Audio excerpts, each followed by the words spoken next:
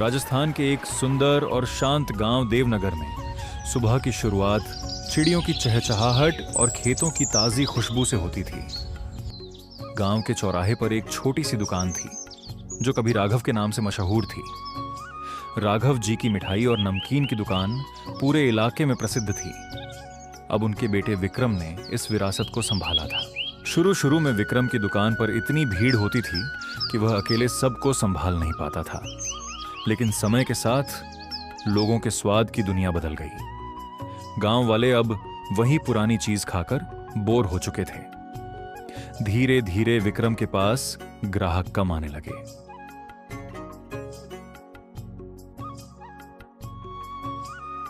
विक्रम बेटा, मुझे 2 समोसे देना, और हाँ, थोड़ा जल्दी करना, मुझे बाजार जाना है। लो भोला काका, गर्मा गर्म है।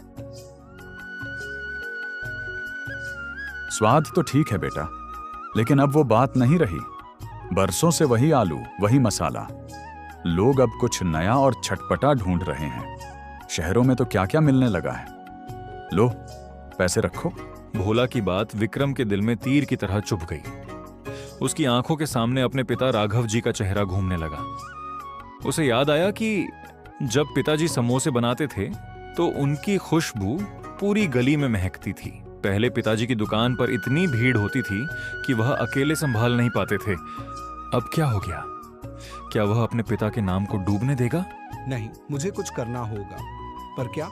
निराश होकर विक्रम घर लौट आया और सोचने लगा कि वह अपने पिता जैसे समोसे कैसे बना सकता है।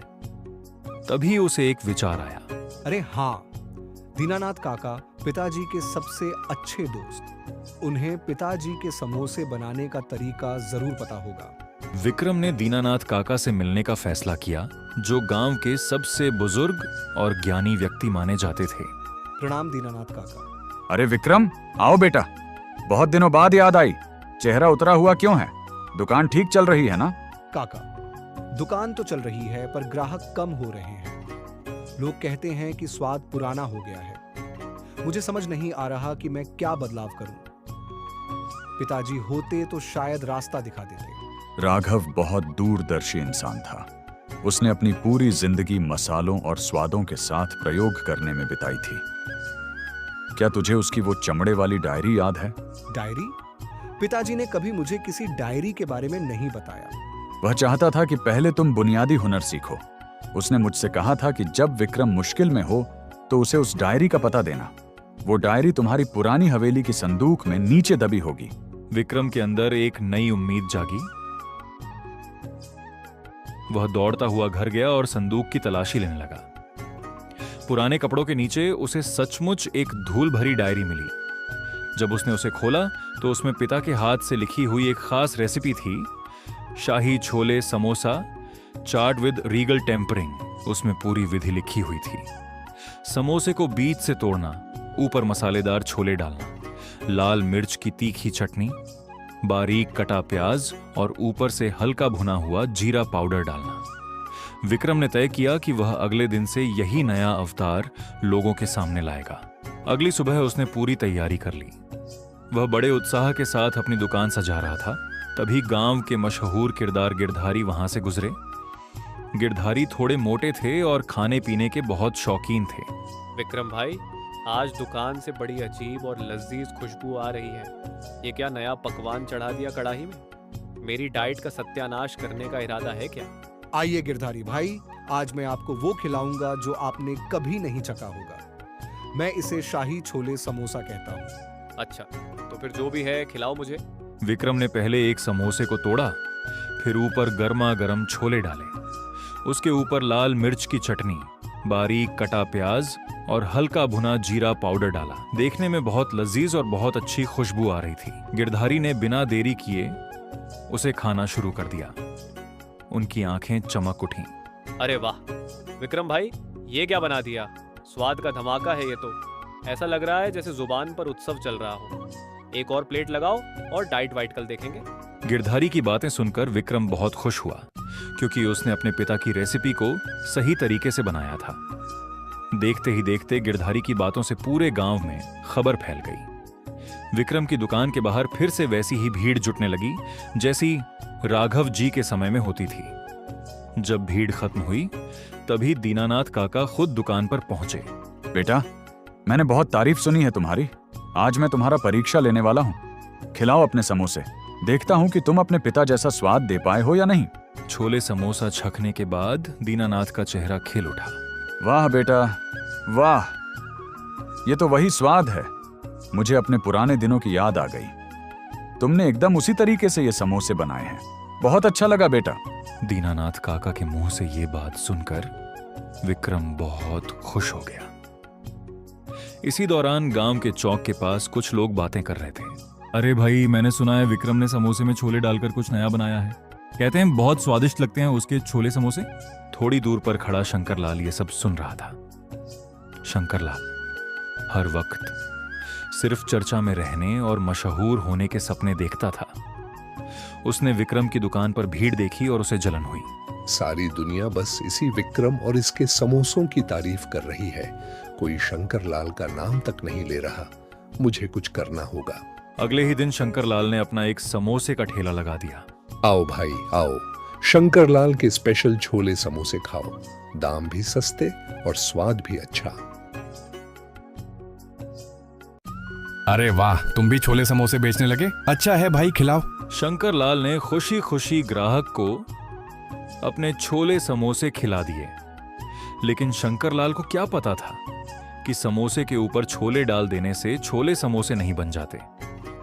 ग्राहक ने एक निवाला खाया और उसका चेहरा बिगड़ गया। ये क्या बना दिया शंकरलाल? मुझे लगा तुम भी विक्रम की तरह छोले समोसे बेच रहे होगे, पर तुम्हें तो किसी चीज का ज्ञान नहीं है। ना नमक सही है ना मसाले।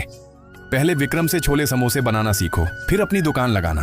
तारीफ की बजाय अपमान सुनकर शंकरलाल वहां से चला गया। गुस्से और शर्म से भरा हुआ वह अपने घर आया।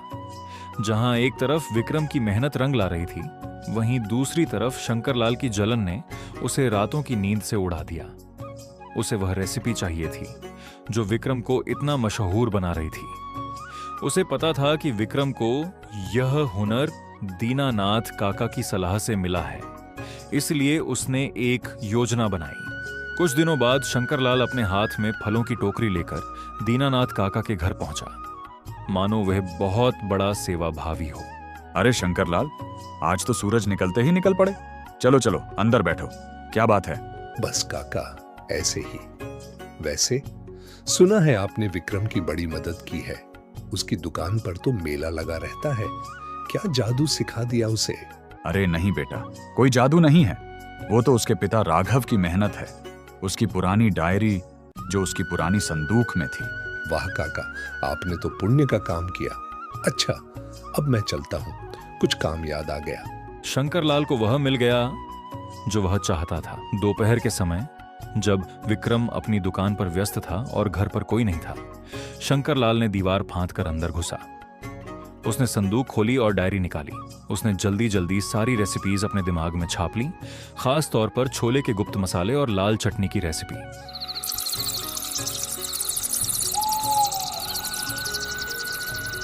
अगले ही दिन उसने गांव के दूसरे कोने पर एक बड़ा और चमकदार स्टॉल खोल लिया।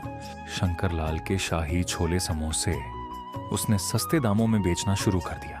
धीरे धीरे विक्रम की दुकान खाली होने लगी। लोग सस्ते दामों के चक्कर में शंकरलाल के पास जाने लगे। विक्रम परेशान हो गया। वह समझ नहीं पा रहा था कि शंकरलाल उसी स्वाद को इतनी कम कीमत पर कैसे दे रहा है। उसकी दुकान बंद होने की कगार पर पहुंच गई, लेकिन शंकरलाल को यह नहीं पता था कि किसी का घर उजाड़कर मिली प्रसिद्धि ज्यादा दिन नहीं टिकती। एक शाम जब वह अपनी दुकान बंद करके घर लौट रहा था, उसने देखा कि विक्रम मंदिर के बाहर बैठा रो रहा है। हे भगवान, हमारे परिवार ने कभी किसी का बुरा नहीं चाहा। मेरी दुकान बंद होने के कगार पर है। अब घर का खर्च कैसे चलेगा? उस डायरी की बदौलत ही तो उम्मीद जगी थी, पर अब तो वो भी हार गई। शंकरलाल के दिल में एक टीस उठी। उसे याद आया कि कैसे विक्रम के पिता राघव ने बचपन में उसे मुफ्त में समोसे खिलाए थे। उसे एहसास हुआ कि नाम कमाने की भूख में उसने एक सच्चे इंसान का रोजगार छीन लिया है।